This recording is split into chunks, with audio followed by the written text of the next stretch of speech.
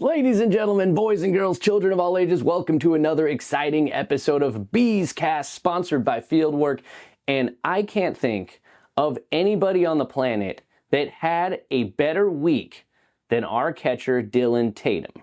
In Boise, Idaho, Tatum was mashing taters all over the park. A 10 RBI day, 21 RBI in the series. We're going to get way more into those unbelievable numbers in a single series for Dillon Tatum, who's having himself an amazing year. But first, let's just hear from the man himself as he and Nevada Colón catch up for a chat right here on Beescast.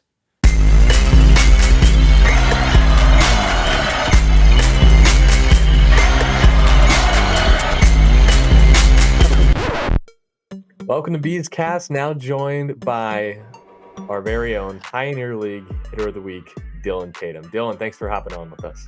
Of course, thanks for having me. Man, Pioneer League Hitter of the Week. It doesn't really do it justice. You had one of the best weeks of your entire career, if not the best week of your entire career. I'm not gonna, hit you with all the stats. I don't want to get in your head. But you had a bunch of 2-homer games. You were hitting homers like nobody's business against Glacier and then against Boise. Just what did it feel like to go up to the plate and then just know like you were just going to get the job done no matter what? Yeah, I mean, obviously it felt really good.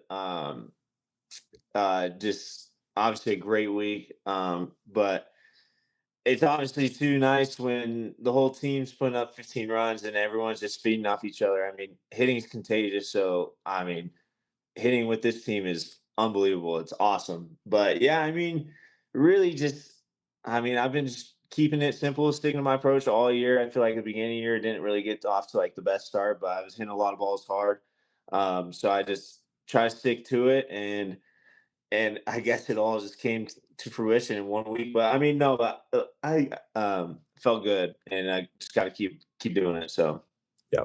We talked about it. You had got a couple of 2-homer games at UC Irvine. To do it 4 times in a week was crazy. Um, what yeah. about 10 RBI in a game? I'm imagining you probably haven't come close to that. That's really hard to get up to double-digit runs batted in one game, and you did that Friday game at Boise.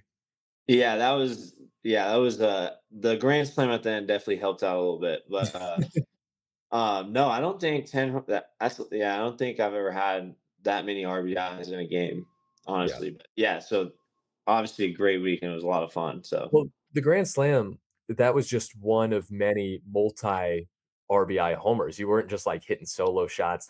That's part of what you were talking about, passing the bat. And I exactly. wanna hitting, like, in this lineup right now, specifically getting to hit at one point it throughout the season, at least, if not multiple times, it's been Christian, you, Tilo, back to back to back, all 3 Stockton guys Oh yeah. hitting, 3 in a row in the lineup. How cool is that to get Oh, to back to back with your buddies? oh, it's awesome. We saved one of the lineup cards too, so that's pretty Nice. cool. Just seeing all our names literally back to back to back.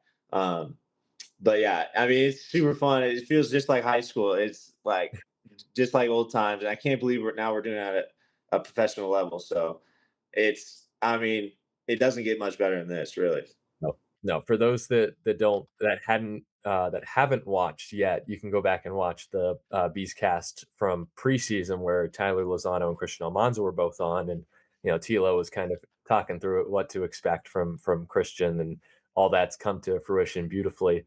But Dillon Tatum was one of the 3. These 3 all played together at St. Mary's High School. They all are from Stockton. But Dillon, you tell me that before you guys teamed up on the baseball diamond, you teamed up on the basketball court. Yeah.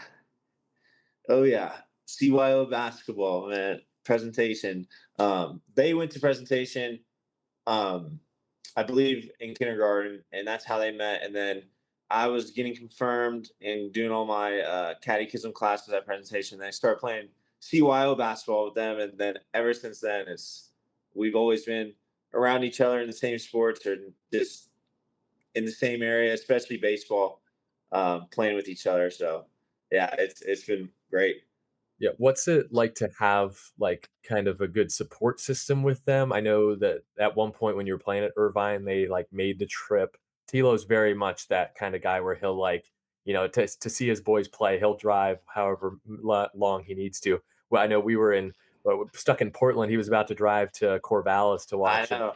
USC, his old school. But what's it like to, have that support from them back when you were at Irvine and now get to be on the same team as Tyler and Christian?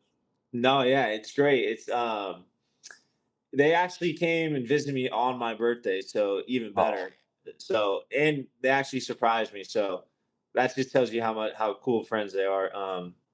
But yeah, just having them as friends. I mean, they're the best friends I could ever have asked for. They've been there for me since the beginning. Obviously, going to games in Irvine. Um, so yeah, I mean, it's great. And now playing with them, I mean, we all have each other's backs, and we all want to see each other do good. So it's just so much fun being yeah. out there with them. And just to clarify, your birthday is May 4th or May 24th? 24th, yeah, Right. 24th. Some people get confused, like at the airport, and so Yeah, the airport. Yeah, oh, set the record straight. They're trying to keep my boy Tate off the flight. right, man. But anyway, so they see you at Irvine. Fast forward just to the after your last year at Irvine, you obviously had a really good season. You get drafted by the Twins in the 20th round. What was it like to get drafted to a major league team and then to spend 4 years in an organization? Oh, it was honestly a dream come true. I mean, it was probably one of the best moments of my life. Getting the call, obviously, playing professional baseball with the Twins was amazing. I love the Twins. Great people, great organization. Obviously, wish I was still with them, but uh, things happen. It's professional baseball. I don't blame them. I could have hit better. So, um, um, but yeah, it was playing there gave me a lot of experience. I met amazing people. I mean, just everyone on the Twins I met was great. I loved every single one of them. I still have great friends on that team. Um, but yeah, just the experience itself was amazing. Playing really good baseball. Uh, there's a lot of good pitchers, so seeing a lot of good pitching, it was great. But yeah, I think it definitely has prepared me. It's definitely matured me a lot playing at that level, and I mean, I wouldn't take anything. I wouldn't take anything back for it. So Yeah. Hey, you keep hitting like you did last week, you'll hopefully end up right back in minor league baseball. That's what we love about the Pioneer League is that's the that goal. That's one the of the goal. yep, one of the goals is just to make sure that we we want to keep we have a few ballers now in the minors and we want to keep sending guys out. So that's the hope. I know playing in minor league baseball, you get to play with wear a lot of different uniforms. Yes. And so I wanted to know, do you have a favorite uniform you've worn over the years, whether it's Ooh. college, whether it's minors, whether it's with the ballers even? Ooh, that's a good question. I've worn a lot of good. I mean, I've been on a lot of different teams. I would say there's a few uniforms I really like the penny our pennies. Yep. I love any pennies really. I think the pinstripe look is amazing. But Oh, yeah, going off that, I like our pennies. At Irvine, we had this jersey called we called them the Post Malones. Uh, Post Malone wore that jersey in like a podcast or something. That's the only reason we oh, we call it it's that. But got it's like a little V-neck right here yeah, almost. yeah, yeah, yeah, and it's Yeah. blue and yellow. It was my favorite jersey at Irvine. Right. And then at junior college, same thing. We had these all black pennies that kind of look like Vanderbilt jerseys. So those were Mm, sick. yeah, Vandy's got I some. would say between those three, all the pennies, it's like a tie, probably. Now, one jersey from another Pioneer League team that I really like are Rocky Mountain's military appreciation uniforms Uh, that they wear throughout the season. I believe they wear it on Saturdays. Either way, obviously, Ballers finishing the first half with 12 against Rocky Mountain, the first six being in Colorado Springs. You're there right now as we mhm. speak. What's it been like to be, right in the thick of an area that prides itself so much on the military? Oh, I love it. And we're gonna be here for 4th of July, so Yeah. that's gonna be super cool. I heard they sell out pretty good, so Yep. it'll be fun playing in front of a bunch of people. But yeah, I mean, just the vibe here is cool. This is my first time in Colorado Springs, and so far I love it. apparently the Air Force Academy is here too. And we were seeing a bunch of planes, huge planes taking off and flying like right over the field and stuff. So just seeing that is cool. But yeah, just I don't know. I love it. I love all that type of stuff. Yeah. So Do um, you think they might do a flyover at some point? Have they I already? hope. I hope. I have a buddy on the other team who's a coach. He said they might do something like that. All But right. that's what they did last year apparently. So who That knows? would be I sick. hope. That'd be sick. Yeah. Obviously, like a lot of us have like family members who, have served at some point, and we thank them for their service. But your dad's dad is a pretty um, important person, I'd say, in the Yeah. military. Yeah, Speak about that. he served in World War II. He went to Iwo Jima, and he was a machine gunner in Iwo Jima, and he went when he was 18, and he was right there on the front lines, and he actually wrote a book about it called Red Blood Black Sand by Chuck Tatum.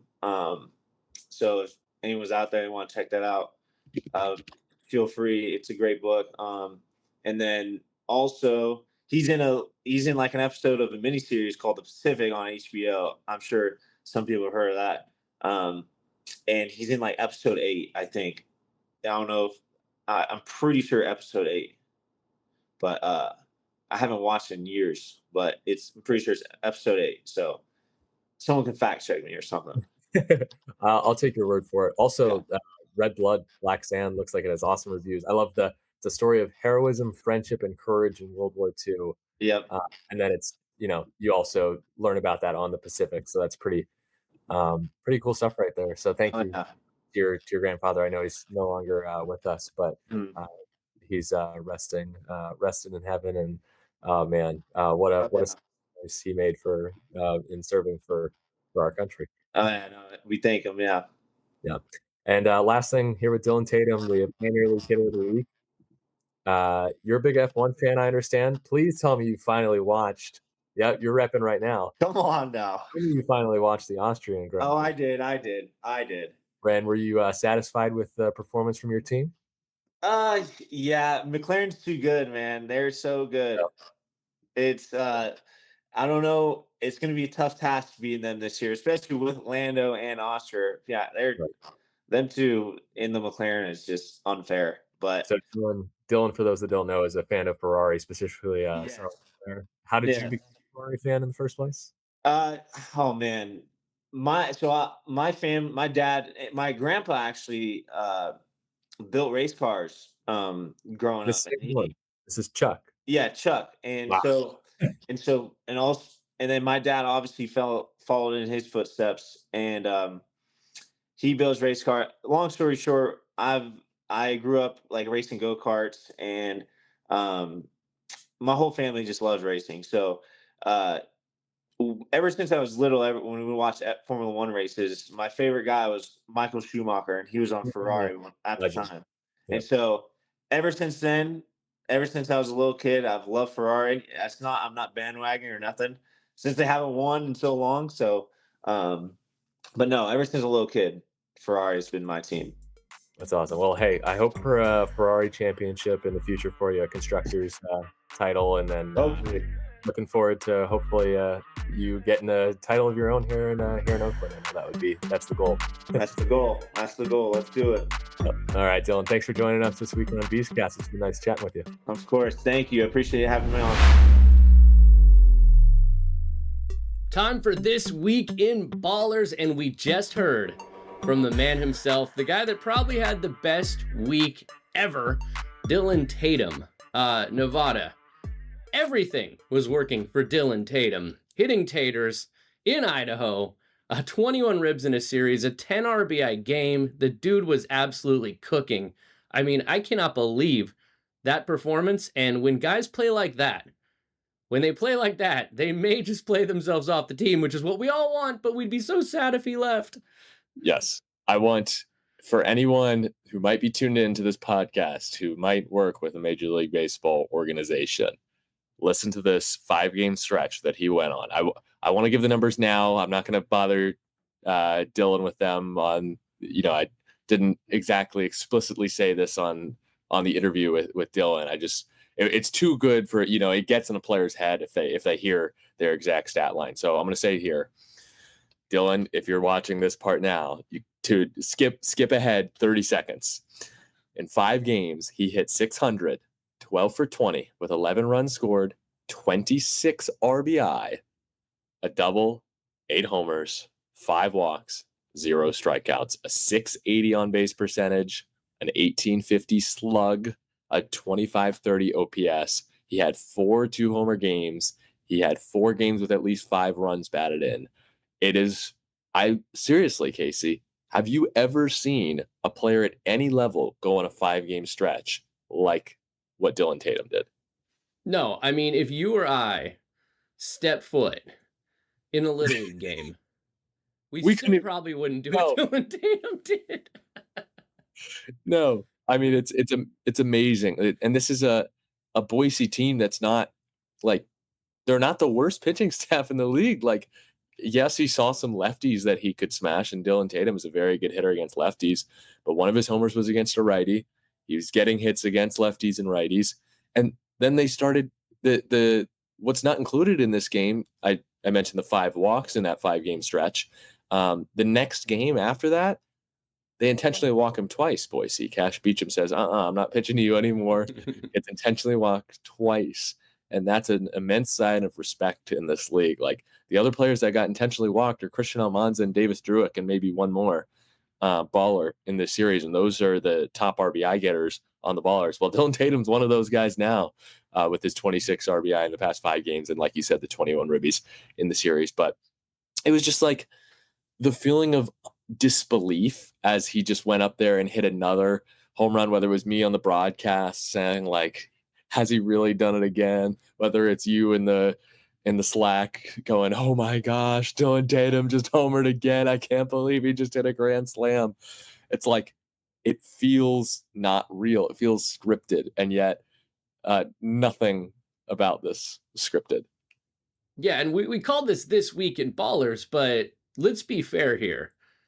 This wasn't just one good road trip in Boise. I mean, he hit 2 homers before we left in the game prior. So this dude has been raking even prior to this homestand. He's really clicking on all cylinders. Yes. And, one thing that we have to note too is, the Ballers, and we're going to get to this in greater detail, but scoring 10 or more runs in 7 straight games, everyone could just go, oh, it's the Pioneer League. Everybody hits. The Ballers have the lowest team ERA in the Pioneer League too. And Dillon Tatum is a catcher, which means he's not just going up there and hitting. He also has to handle a pitching staff that is pitching extremely well.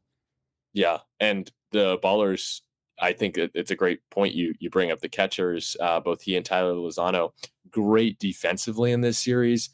No Marcelo, the league leader in stolen bases, did not have a stolen base until Game 6. And they do a great job of catching this amazing pitching staff. One name I just wanted to shout out, James Collier. Comes out in that Sunday game. I have the numbers in front of me. 2 1/3 hitless against the Boise offense, which is the 2nd or 3rd best by some accounts, depending on which statistics you look at in the league. Either way, they're one of the best offenses in the Pioneer League. And Collier shut him down. Like, he really, he comes in for Shorty, who pitched an awesome game on Sunday. And when you have James Collier, who's a Hayward guy, not one of those main high leverage options, come out and prove that he can indeed be trusted in a high leverage situation. I mean, that's all you can ask for a pitching staff, which just looked really good in the final 4 games of that Boise series.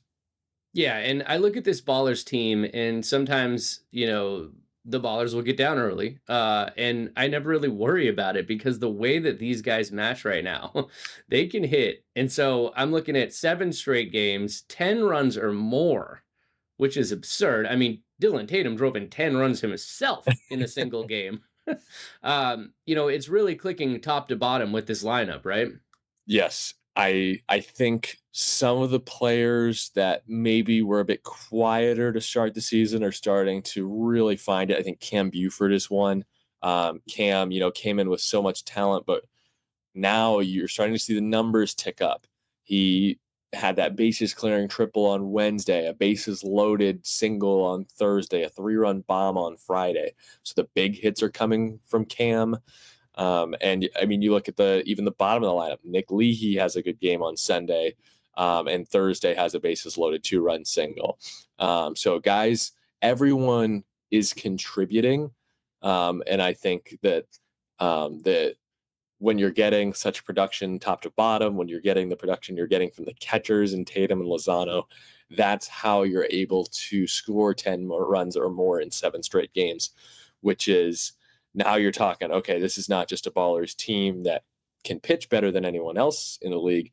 It's one that can keep up offensively with the other teams in the league that already score a ton of runs. The Ballers are finding themselves a little bit closer to those leaders in offense in the Pioneer League this season than especially from last year to this.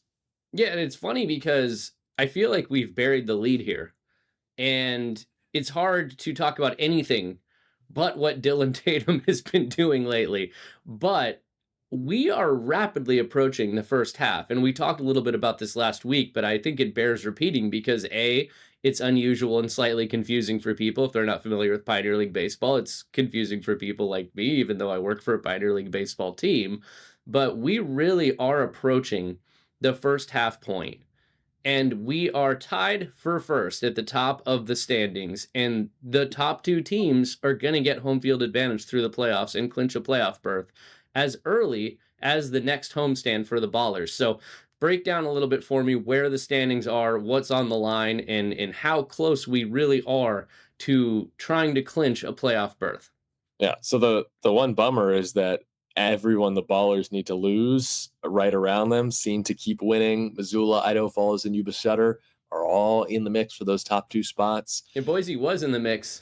They were. Oakland pretty much knocked them out for now. Boise's still just, 6 games back of Oakland with 12 games left. That's doable. What's also doable is Rocky Mountain, who's in 5th. The Vibes are only 4.5 back of Oakland and Missoula. And Rocky Mountain knows what they have to do because they get 12 games next with the Oakland Ballers. And they're going to have to, if they do really well in that series, they could find themselves in a playoff spot. Obviously, the Ballers need to take care of business against the Vibes. But then the crazy thing about it is, Glacier last season, the Range Riders won 29 games and got that number 2 spot. That would mean the Ballers going 3-9 over the last 2 weeks of the season. That's not going to cut it this year. Idaho Falls and Yuba Sutter are both just 2 games back of first, behind Missoula and Oakland. So they do play each other. They play 3 games, interestingly enough, before playing 3 against someone else next week. But then they have some very winnable games in their final week of the season. So if you're a Ballers fan, like the Chuckers and the High Wheelers, those 2 teams, they're going to win their games. So really what it's going to come down to for the Ballers in the final 12 games, all against the Rocky Mountain Vibes, you have to take care of business. You have to win your games. At this point, like it's looking like the Ballers are going to have to win both series. You cannot lose more than 4 games at this point over the final 12. Which is a really tough situation to be in because it's a really good Vibes team that hits really well, again, just like Boise. And I would say have a slightly better pitching staff. They're not Oakland in terms of their pitching, but they're pretty darn good. So for the Ballers, you got to take care of business. They've been winning a lot of, 5 games in a 6-game series. That should take care of business. If the Ballers can do that, they should be a playoff team. So if the Ballers can continue their good pitching, good hitting, good fielding ways, if you play all 3 facets of the game well, chances are you're going to win the series, both series against Rocky Mountain.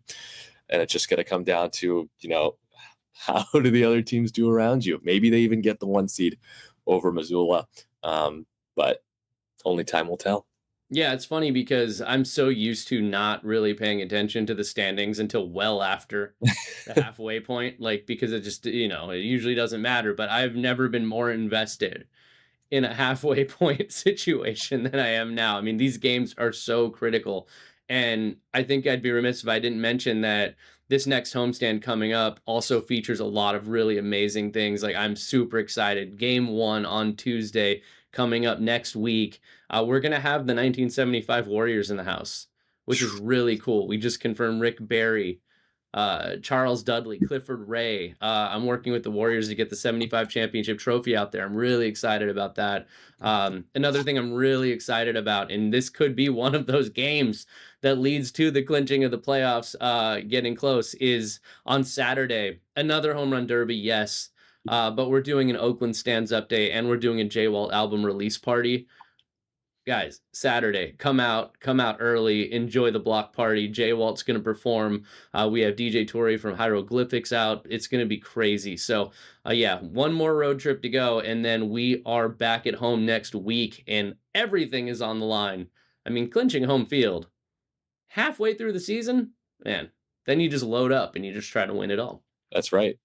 I mean, the joy of clinching a first half playoff spot, combined with all the great days that the Ballers will have at Ramondi, having the J. Walt album release, I think, is the biggest for me. It's like, all right, here we go. This is going to be fun.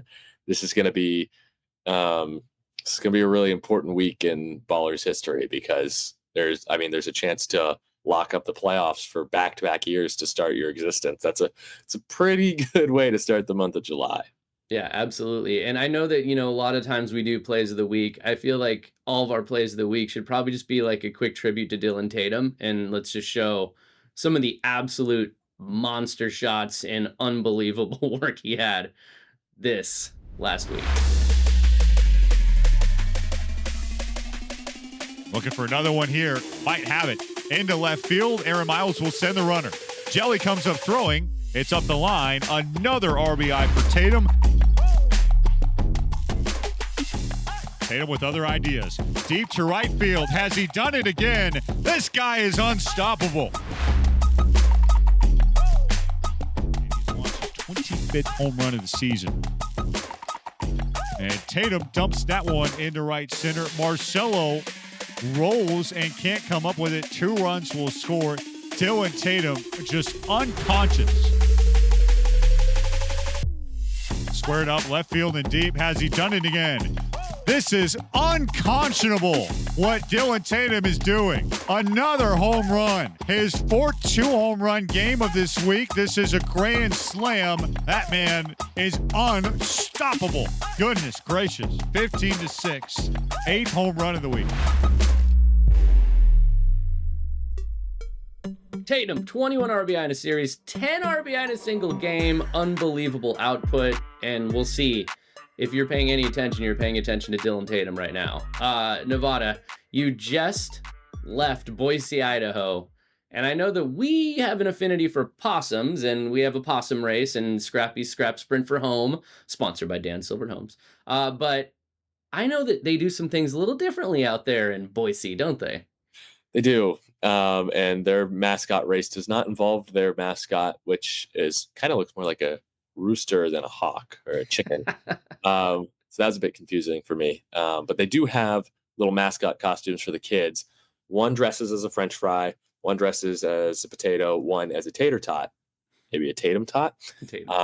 Either way, the kids race across the field, and at one point they get lost, and the outfielders are trying to point them in the right direction. Bugs and Druick and I think Helmick or maybe Isai Santos were all like, go that way, you're going the wrong way. And all of a sudden, the French fry falls down. This poor kid is in this box-like, he's like, kind of like this, like sandwiched in there, French fry costume. And you know how like when a bug is on its back and it can't get up, and helpless? Yeah. This kid was like that. Like the kid could not get up, and I felt so bad.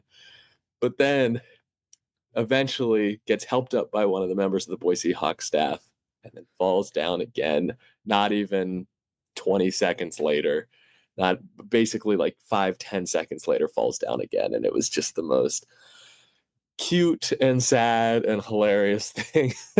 And, I just appreciated Boise's commitment to their love of potatoes and, these Idaho potatoes, you can only grow them in Idaho. The Hawks are the papas fritas on Sunday, a little Hispanic heritage, and then also a nod to the starch that makes their state so great. But yes, I had some fries, gave some to Isai Santos and Gerald Buggs. They loved them. And then the Hawks were kind enough to make sure that we all got fries post game for a couple of the games. So 10 out of 10 experience in Boise, helps to win 5 of 6. But yes, I will never forget that poor little kid in the little fry costume. Suffice it to say, Fry did not win that race. No. And the umpires were probably not thrilled. And we actually had something you probably remember. I think it was our first homestand. Oh, yes. One of the possums in the race was like Usain Bolt fast and also tiny and just blew right past the finish line and kept running all the way to center field. All the way to left. Catch him.